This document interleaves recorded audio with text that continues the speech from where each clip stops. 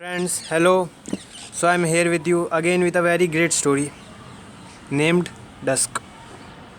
तो दोस्तों, ये स्टोरी का नाम है डस्क और ये ट्रस्ट एंड केयर से रिलेटेड है और ये भी बहुत इंटरेस्टिंग स्टोरी है। तो चलिए शुरू करते हैं और मैं आपको लाइन टू लाइन एक्सप्लेन करूँगा।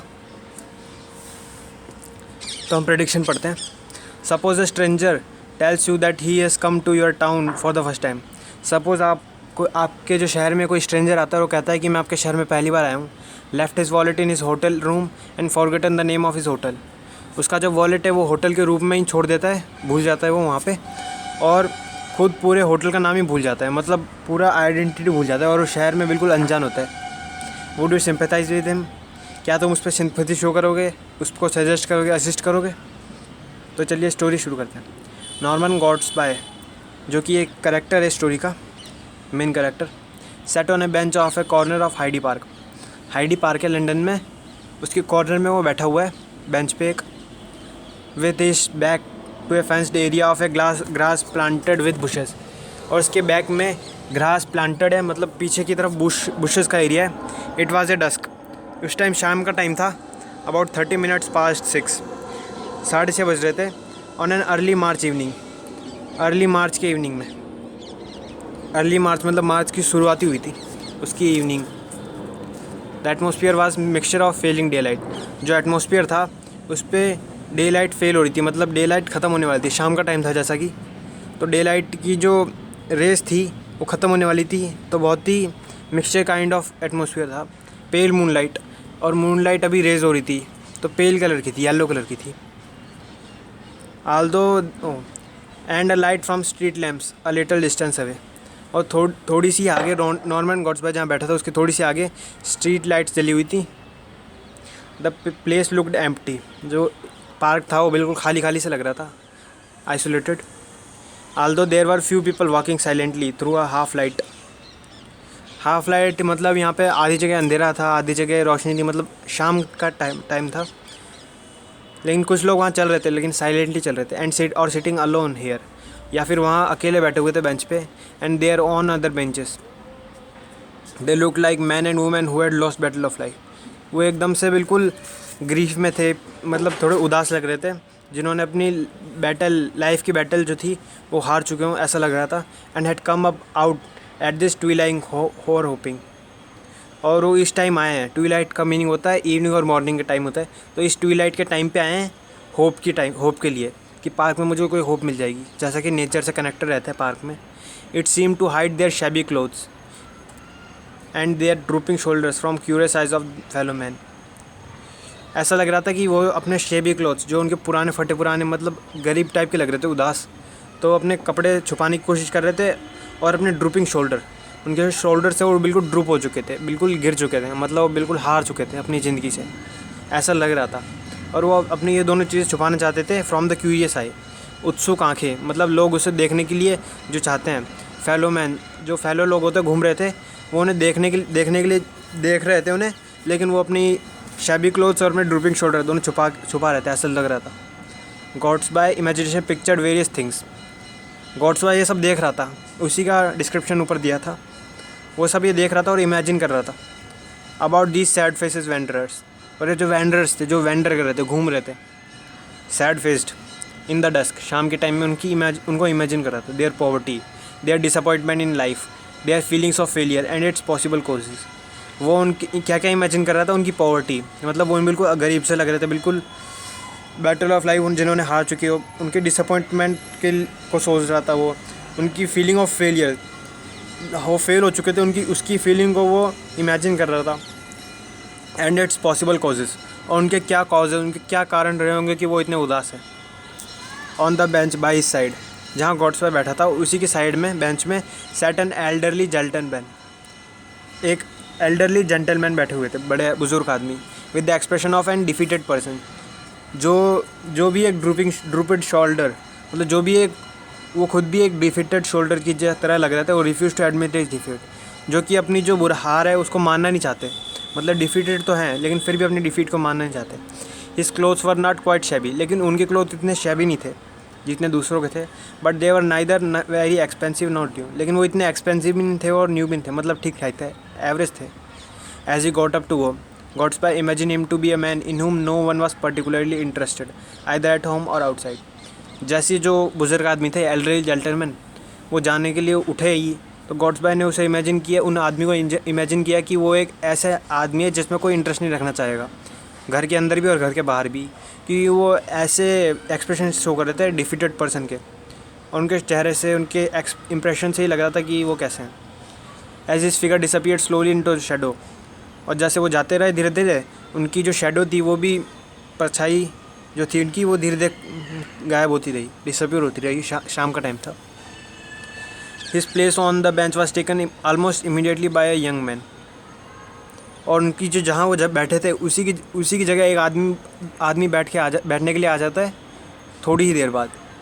फेयरली वेल ड्रेस्ड, वो फेयरली अच्छे ड्रेस में होता है, मतलब उसके क्लोथ शेवी नहीं होते, वो थोड़ा अच्छा होता है, but not more cheerful than a man had sat there before, लेकिन वो उससे ज़्यादा चेयरफुल नहीं होता जो बुजुर्ग आदमी पहले बैठे थे, मतलब वो भी ज़्यादा चेयरफुल नहीं था, वो भी ऐसा ही था डिफीटेड पर्सन की तरह। As if to emphasis the fact that he was deeply trouble and unhappy, और वो ऐसा एम्फेसिस करना चाहता था कि वो बहुत डीप ट्रबल में है और बहुत अनहैप्पी है, बहुत ही डिसअपॉइंटेड है। The newcomer uttered a curse or two as he threw himself into the seat, और जैसे ही उसने अपने आप को, जो आदमी आया था, उसने अपने आप को सीट की तरफ फेंका, मतलब बैठा बेंच पे, तो उसने अपने आप को कर्स, अटर अ कर्स, मतलब अपने आप को अंदर ही अंदर एक तरह से एब्यूजिव बोल रहा था किसी को लेके या अपनी लाइफ को लेके, जैसे कि वो कोई ट्रबल में हो, कोई टर्मोइल में हो। You don't seem in a very good temper said Godsby सबको इमेजिन कर रहा था, तो उसने एकदम से एक टाइप ऑफ क्वेश्चन पूछा, जो आदमी बैठा था सेकंड टाइम, उनसे पूछा, you don't seem in a good temper, तुम अच्छे टेम्पर में नहीं लग रहे। Judging that he was expected to show some sympathy, और उसको ऐसा जज कर रहा था कि वो कुछ कहेगा, रिप्लाई देगा।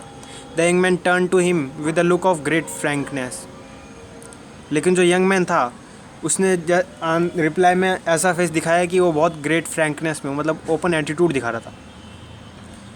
विच put Godsby instantly on his guard, become careful, और इस ऐसा एक्सप्रेशन दिखा रहा था कि गॉड्सबाय को अब लगा कि हाँ, मुझे इससे इंटरफेयर नहीं करना चाहिए, और अलग हो गया अपना, बिकम केयरफुल हो गया कि मैं क्या पूछ रहा हूँ, एंड समथिंग डिफ़िकल्ट, और प्रिपेयर हो गया कि कुछ उल्टा बोलने वाला है या कुछ रिप्लाई देने वाला है वो, तो उसके लिए प्रिपेयर हो गया और साइड में बैठ गया, मतलब साइड हो गया। You wouldn't be in good temper if you were in trouble I am in, तो उसने रिप्लाई किया कि तुम भी अगर मेरी जैसी ट्रबल में होते, जिस ट्रबल में मैं हूँ उस ट्रबल में तुम होते ना, तो तुम्हें भी अच्छा नहीं लगता। I have done a serious thing I have never done in my life, और मैंने आज एक बहुत सीरियस काम किया है जो मैंने कभी अपनी ज़िंदगी में पूरा कभी नहीं किया था। Yes said the Godby without much enthusiasm, और गॉड्सबाय उससे परेशान हो गया था, क्या हुआ, ये कैसे हुआ, क्या कह रहा है ये, तो वो ऐसे ही बिना चेयरफुल अनएंथुसियास्टिकली यस बोल दिया, यस हाँ ठीक है। फिर वो जो न्यू पर्सन था, वो फिर रिप्लाई में कहता है, I came up to London this afternoon, मैं लंदन में इसी आफ्टरनून को आया था, intending to stay at Patagonian hotel, और उसका इंटेंशन था, उसका पर्पज़ ये था कि मैं पेंटागोनियन होटल, जिसकी वो बहुत पहले से जांच में था, और पहले से ही उसने प्री प्लान था कि हाँ मैं यहाँ रुकूंगा, इन द बर्कशायर स्क्वायर, एक एड्रेस है, जगह लोकेलिटी है। कंटिन्यूड द यंग मैन, बता रहा था कि मैं यहाँ रुकने की का इंटेंशन था मेरा। When I got there I found that the hotel had been pulled down, जब मैं वहाँ गया तो मैंने देखा कि जो होटल है वो पुल डाउन हो गया, मतलब डिस्ट्रॉय हो गया, वहाँ कुछ और बन गया या फिर वहाँ था ही नहीं। Some weeks ago and the cinema theatre had been put on its place, वो कुछ हफ्तों पहले ही पुल डाउन हो चुका है, डिस्ट्रॉय हो चुका है, रूइंड हो चुका है, और उसकी जगह अब एक सिनेमा खड़ा हो गया है। The taxi driver recommended me to another hotel some way off, और जो मेरा टैक्सी ड्राइवर था उसने मेरे को रिकमेंड किया कि मुझे थोड़ी आगे एक होटल है, वहाँ मुझे स्टे करना चाहिए, एंड आई वेंट देयर, और मैं वहाँ गया। द टैक्सी ड्राइवर हाँ, I just sent a letter to my people, जो उसके दोस्त थे या जो इसके दोस्त थे जो उसी सिटी में रह रहे थे, giving them the address, and then I went on to buy a soap, मैंने सबको अपना एड्रेस दे दिया, मतलब अगर कोई मुझे बाई चांस मिलने आए लंदन में मैंने तो उनको पहले का बता रखा था कि मैं इस पेंटागोनियन होटल में रुकूंगा, लेकिन अब तो वो पुल डाउन हो चुकी है, तो अब मुझे दूसरा एड्रेस देना पड़ेगा जो मुझसे मिलने आने वाले हों बाय चांस। तो मैंने सबको अपने फ्रेंड्स को नया एड्रेस सेंड कर दिया और giving them address and them I went to buy soap, और मैं दुकान पे सोप खरीदने चला गया। I had forgotten to pack any and I hate the soaps, जो कि मैं लाना भूल गया था। जब मैं लंदन आया था तो मैंने देखा कि मैं सोप ही लाना भूल गया, और लेकिन मुझे पसंद भी नहीं था सोप लाना। Then I strolled I had forgotten pack any and I hate using hotel soap. उसको होटल सोप यूज़ करना पसंद नहीं था, और वो अपना सोप भी नहीं लाया था, इसलिए वो बाहर सोप खरीदने गया।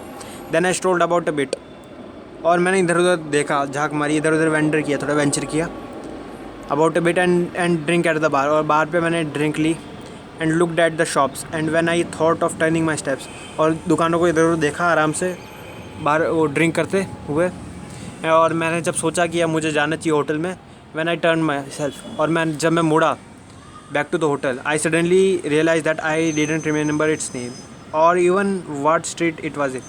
और मुझे एकदम से याद आया, अरे जिस नए एड्रेस में मैंने लिया था उस होटल का तो मेरे को नाम ही याद नहीं है, और मुझे तो उस गली का भी याद नहीं आ रहा कि वो किस गली में था। मतलब वो कम्प्लीटली उसके बारे में भूल चुका था। Now that is a nice situation for a fellow to be in. और अब वो गॉड्सबाय से ये सब बता रहा था और कहता है कि हाँ, अब ये बहुत स्ट्रेंज सिचुएशन है किसी आदमी के लिए। अगर कोई इस सिचुएशन में पड़ जाए कि वो वो एक स्ट्रेंजर हो एक पूरी सिटी में, और वो कुछ भी ना जानता हो उस शहर के बारे में, तो ये बहुत नाइस सिचुएशन है, एक बहुत पेकुलियर सिचुएशन है। Of course I can write to my people for the address. हाँ, मैंने जिन लोगों को अपना नया एड्रेस दिया था, मैं उनसे वापस रिप्लाई में पूछ सकता हूँ कि मेरा होटल कहाँ है, but they won't get my letter till tomorrow. लेकिन कल तक वो शायद, कल से पहले तो वो दे ही नहीं सकते हैं, तो मतलब आज से कल तक मैं कहाँ ठहरूँगा। मैं पूछ सकता था, लेकिन वो बहुत देर में आएगा।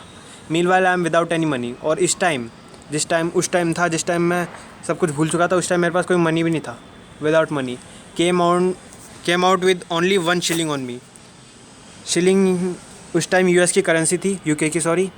तो बता रहा है कि उस टाइम सिर्फ उसके पास 2 शिलिंग थे। जैसे हमारे यहाँ 2 रुपीज़ होते हैं, वैसे वहाँ 2 शिलिंग्स थे। उसके पास सिर्फ 2 शिलिंग्स लेने आया था बस, which went in buying soap and the drink, जो कि सोप में और ड्रिंक में स्पेंड हो गए।